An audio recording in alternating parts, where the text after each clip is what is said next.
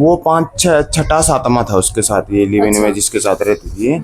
भाई न्यू बाबा कॉलोनी की घटना आपने देखी है, 1 हफ्ते से ज्यादा जो है डेथ का समय हो जाता है, लेकिन अब जो है नए नए तथ्य निकल कर सामने आवा जिसमें आरोप लगा कि लिव इन पार्टनर ने ही अपने पार्टनर की हत्या कर दी बड़ी बेरहमी से। परिवार गंभीर आरोप लगा रहा है। लड़के का भाई है, जानेंगे कि किस प्रकार से वारदात हुई, कैसे उनको पता चला। क्या नाम है भैया आपका? मोहित नाम है जी मेरा। मोहित नाम है। क्या उम्र है आपकी? मेरी 21 साल उम्र है। अच्छा, और भाई की क्या उम्र थी? भाई की 26 साल थी। अच्छा, आपने ऐसा क्यों लगा है कि उसकी हत्या करी गई है? जी क्योंकि वो हमें जैसे आप जिसके साथ रहते हो, मैं बचपन से अपने भाई के साथ रहता था, मुझे उसके स्वभाव का पता था। और वो लड़की है जो मैं उसको भी जानता था। अच्छा, आज से नहीं, करीब 2-3 साल से मैं उसको जानता था। ठीक है। जब से हम यहाँ आए थे तब से मैं उसको जानता था। यहाँ वो ऐसे आए थे, उस लड़की का कैरेक्टर बचपन से ही खराब है और उनके परिवार का भी। अच्छा, वो तेली मुसलमान है। उसकी जो वो लड़की है, उसने पहले एक नौजवान था, वो एसआई की पोस्ट पे भर्ती हुआ था सीधा। उसको अपनी बातों में बहला फुसलाया था। फिर उस पे 376 मुकदमा लगवा कर, अच्छा जी, हाँ, उस पर गंभीर आरोप लगाया। फिर उससे सुलझे, उसने अपनी नौकरी के चलते उनको 8 लाख रुपए दिए। अच्छा जी, हाँ, वो उन 8 लाख रुपए से उसने अपने परिवार के साथ यहाँ मकान लिया, अच्छा जी, बाबा कॉलोनी में। इसके बाद उसे इस प्रकार की घटना, मतलब पैसे मिलने के बाद उसको खून मुंह लग गया, मतलब वो और शिकार तराशने लगी। अच्छा जी, ऐसे कर, मतलब उसके परिवार का, उसके बाप भी, मतलब इनको हमारे में जैसे इज्जत शर्म होती है, ये इस चीज को नहीं मानते।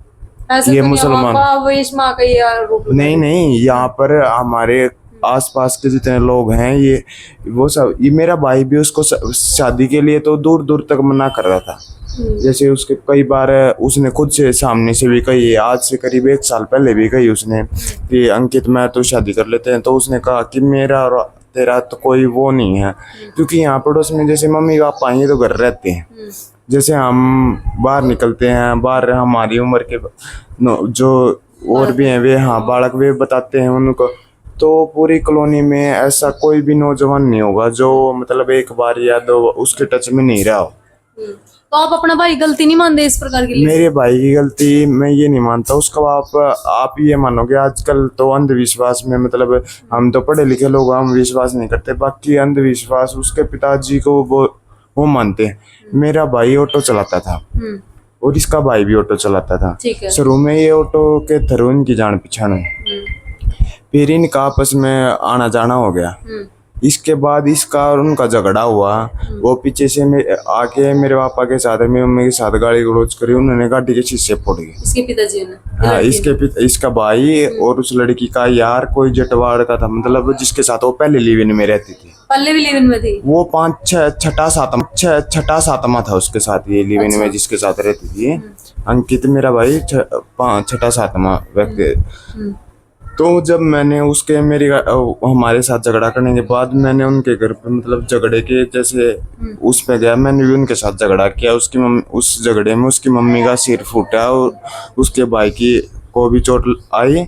उसके बाद से मतलब वो मुझे अपना दुश्मन समझने लगे। उन्होंने मेरी गाड़ी को चोरी करवाया मेरे घर के बाहर से। अच्छा, हाँ, तो ऐसे भी तो उसका भी और किसी ने कर दिया? नहीं, मतलब आप ये बात समझो, जैसे मैं वो कर रहा हूँ, चलो मेरी बात झूठी भी हो सकती है, पर मेरे को इस बात का पता था। जब वो अंकित को शुरू में वो घर आने लगी मम्मी के साथ, उनकी जैसे झगड़ा होने के बाद जैसे थोड़े दिन के बाद जब बात को वो, क्योंकि उन्होंने थाने में जब केस हो रहा था, तो अम्मा जैसे वो भी हमारे घर गाड़ी के शीशे फोड़ के गए थे, तो क्रॉस केस हो गया था। तो उसमें राजीनामा हो गया, वहाँ ना उन पे केस लगा ना हम पे। तो उसके बाद थोड़े दिन के बाद वो जैसे आपस में वैसे बोलचाल हुई अंकित के थ्रू। अंकित वहीं जाने लगा क्योंकि उसको नशे की लत लगा दी थी उन्होंने। अच्छा, ये नशा विक्रेता है यहाँ पर। अच्छा जी, हाँ, हर एक नौजवान जो यहाँ का वो उनके पास जाता है नशा लेने के लिए, क्योंकि आरती नशे का काम करती है। अच्छा जी, हाँ, गंभीर आरोप लगा रहे हो आप। ड्रग स्मगलिंग करती है वो, तो उसका पेडलर है यहाँ पे। तो उसके साथ बहुत से नौजवान इसी चक्कर में जुड़े हुए हैं और इसी चक्कर में उसके साथ जुड़ जाते हैं और फिर बाद में कुछ बर्बाद हो जाते हैं, कुछों को कोई समझा देता। जैसे अंकित तो समझने के लिए तैयार ही नहीं था। अच्छा, अंकित को तो आपने समझाने की कोशिश भी की? मैंने उसको इतना समझाने की कोशिश करी कि उसने मम्मी पापा को तो बहला फुसला लिया था कि मैं उसको यहीं रखूंगा। तो मैंने अपने पापा और मम्मी के सामने ये शर्त रखी कि अगर वो दोनों इस घर में रहेंगे तो मैं इस घर में नहीं रहूंगा। अच्छा, ऐसा क्यों? हाँ, ऐसा इसलिए क्योंकि मुझे उस आरती का पता था। मैंने जैसे बताया कि कॉलोनी में कोई भी ऐसा इंसान नहीं है जो उसके बारे में नहीं जानता ठीक है। और कोई भी ऐसा नौजवान नहीं है जो जिसको उसके बारे में पता नहीं। मैंने अपने भाई को बताया कि तू ऐसे दलदल में फंस रहा है जहाँ से तू निकलना नामुमकिन है। तू बहुत कोशिश करेगा पर फिर भी कुछ नहीं हो पाएगा। ठीक इस बात को वो समझने के लिए वो नहीं तैयार ही नहीं था। टीम कागज बना के देना लिव इन के? ये कागज कोई कुछ कागज नहीं बना रखे थे और ना कुछ कागज इसने ये मैं बता रहा हूँ 5वें छठे आदमी के साथ रह रही है। इसने आज तक किसी के साथ कोई ये शादीशुदा है, इसका तलाक नहीं हो रखा अब तक। अच्छा, हाँ ये शादीशुदा कहाँ है। शादी हुई इसकी? इसकी पता नहीं कौन से गांव में शादी हो रही है। इसकी एक बेटी भी है और ये मतलब किसी को नहीं बता दिया। अब भी ये हमारे घर सिर्फ बदल वो करने के रंजिश निकालने के मकसद से आई थी, अपनी बेटी को भी अपने घर तो छोड़ इसमें के। फिर आप मानो ना आपका भाई की भी गलती है। देखो, मेरे भाई की ये गलती है कि वो मतलब समझने को उसको दिमाग काम वो नहीं कर रहा था। अंधा हो गया था मतलब? अंधा हो गया था वो, समझ रियलिटी को समझ ही नहीं पा रहा था वो। ठीक है।